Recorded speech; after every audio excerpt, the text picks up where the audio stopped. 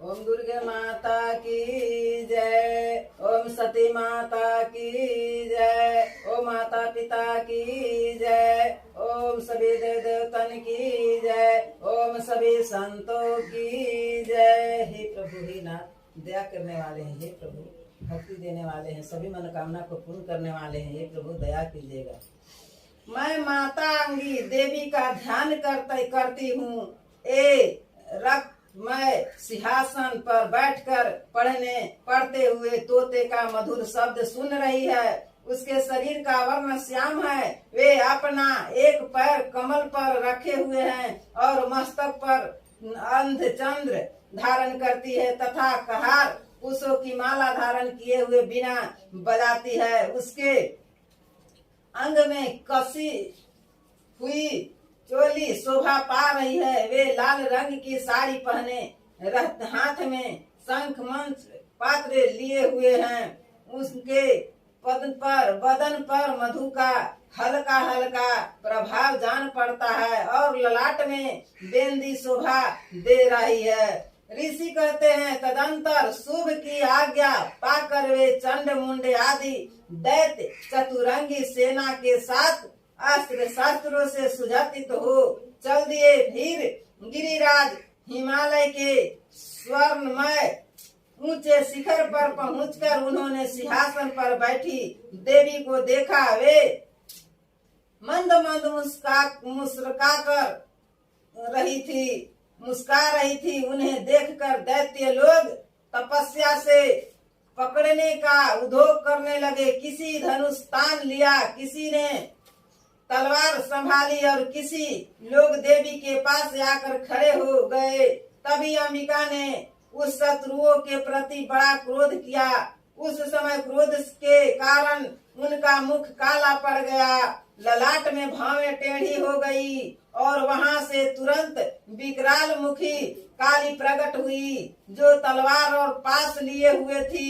वे विचित्र खंडवांग धारण किए और चीते के कर्म की साड़ी पहने नर मुंडों की माला से विभूषित थी। उनके शरीर का मांस सूख गया था, केवल हड्डियों का ढांचा था जिसने वे अत्यंत भयंकर जान पड़ती थी। उनका मुख बहुत विशाल था, जीभ लपलपाने के कारण वे और भी डरावनी प्रतीत होती थी। उनकी आंखें भीतर को धुंसी हुई थी, लाल थी। वे अपनी भयंकर गर्जना से संपूर्ण दिशाओं को गुंजा रही थी। बड़े बड़े दैत्यों का वध करती हुई वे कालिका देवी बड़े वेग से दैत्यों को उस सेना पर टूट पड़ी और उन सब को भक्षण करने लगी। वे कर्मों अंकुशधारी महावतों योद्धाओं घंटा सहित कितने ही हथियारों को एक ही हाथ से पकड़कर मुंह में डाल लेती थी। इसी प्रकार घोड़े, रथ और सारथियों साथ रही सैनिकों को मुंह में डालकर वे उन्हें बड़े भयानक रूप से सवा डालती थी। किसी के बाल पकड़ लेती थी, किसी का गला दबा देती थी, किसी को पैरों से कुचल डालती और किसी को छाती से धक्के से गिराकर मार डालती थी। वे असुरों के छोड़े हुए बड़े बड़े अस्त्र शस्त्र मुंह से पकड़ लेती और रोष में भरकर उनको दांतों से पीस डालती थी। काली ने बलवान एवं दुरात्मा दैत्यों की वह सारी सेना रौंद डाली, खा डाली और तिनको को मार भगाया।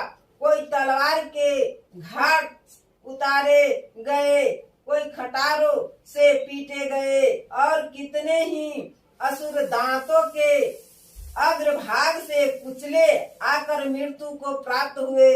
इस प्रकार देवी ने असुरों की उस सारी सेनाओं को क्षण भर में मार गिराया।